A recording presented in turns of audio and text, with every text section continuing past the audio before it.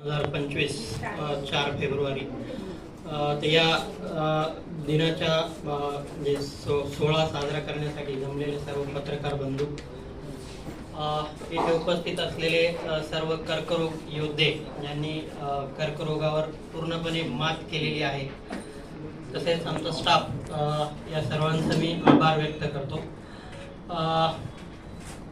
कर्करोग आणि त्याच्या संबंधित काही मिथक आहेत की ज्याच्यामध्ये म्हणजे समाजामध्ये अशी भावना आहे की कर्करोग झाला म्हणजे तो काही मृत्यूदंड आहे का. तर कर्करोग हा आता आपण तिन्ही डॉक्टरांनी, जसं आमच्या संचालक मंडळातील डॉक्टरांनी सांगितलं की कर्करोग हा काही मृत्यूदंड नाही. आणि हे मिथक पुसण्यासाठीच आपण इथे जे कर्करोग मधून बरे झालेले पेशंट आहेत, प्रतिकात्मक रित्या सर्व पेशंट, पण जे पेशंट इथे येऊ शकलेत अशा पेशंटला बोलवलं आहे, जेणेकरून समाजामध्ये एक मेसेज जावं की कर्करोग हा पूर्णपणे बरा होऊ शकतो. कर्करोग म्हणजे मृत्यूदंड नाही. कर्करोगाचा प्रत्येक पेशंट हा मृत होईल असे नाही. तर कॅन्सर हा अर्ली स्टेजमध्ये डिटेक्ट झाला, स्टेज 1, स्टेज 2. त्याच्यासाठी जसं की ओम मुंडे सरांनी सांगितलं की कॅन्सर स्क्रीनिंग हे खूप इम्पॉर्टंट आहे.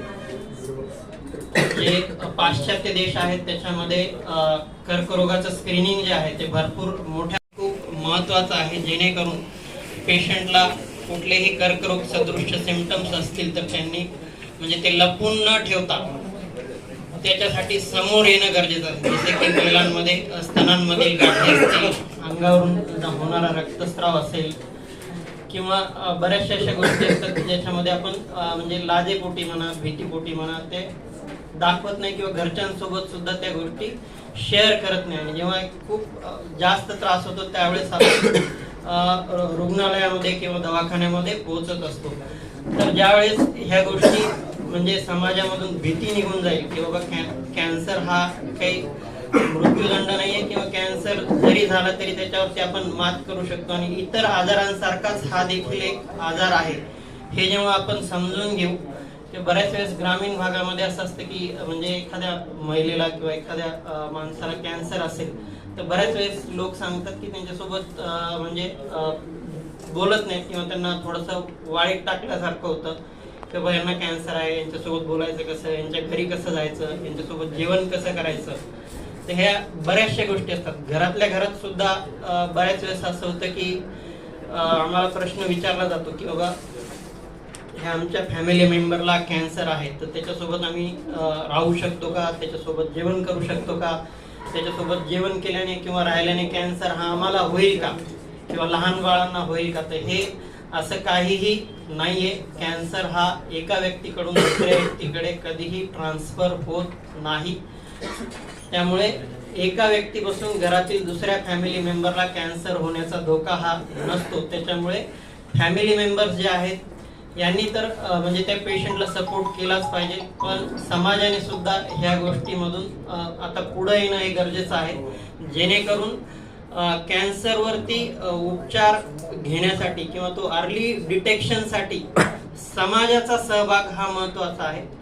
कारण एकटं डॉक्टर किंवा एकटं इन्स्टिट्यूट हे याच्यामध्ये जास्त काही करू शकत नाही. जेव्हा समाजाचा सहभाग वाढेल त्यावेळेस नक्कीच कॅन्सर हा अर्ली स्टेजला डिटेक्ट होईल आणि कॅन्सरचे रुग्ण हे बरं होण्याचं प्रमाण जे आहे ते अधिक उत्तर वाढत जाईल.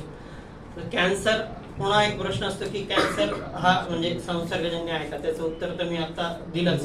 बऱ्याच वेळेस प्रश्न असा विचारला जातो की कॅन्सर हा म्हणजे शुगर किंवा शुगरजन्य पदार्थांचा जास्त उपयोग केला किंवा ते अवॉइड केला तर कॅन्सर टाळता येऊ शकतो किंवा त्याच्यामुळे कॅन्सर होतो का. तर असं काही नाहीये की साखर ही खाल्ल्याने कॅन्सर होतो, किंवा ज्या कर्करोग रुग्णांना म्हणजे कर्करोग आहे अशांनी साखर बिलकुलच खाल्ली नाही तर कॅन्सर एकदम बरा होतो का.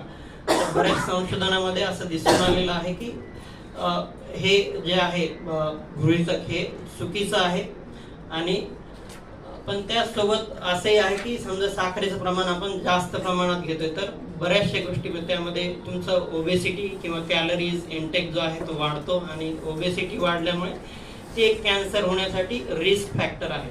तर हे असे काही मिथक्स आहेत, हे आपण आजच्या दिवसाचं औचित्य साधून समाजामधून दूर केले पाहिजे व अधिकाधिक रुग्णांनी कॅन्सरकडे न भीता न डगमगता त्याला सामोरं जायला पाहिजे, जेणेकरून अधिकाधिक पेशंट हे बरे होतील. धन्यवाद.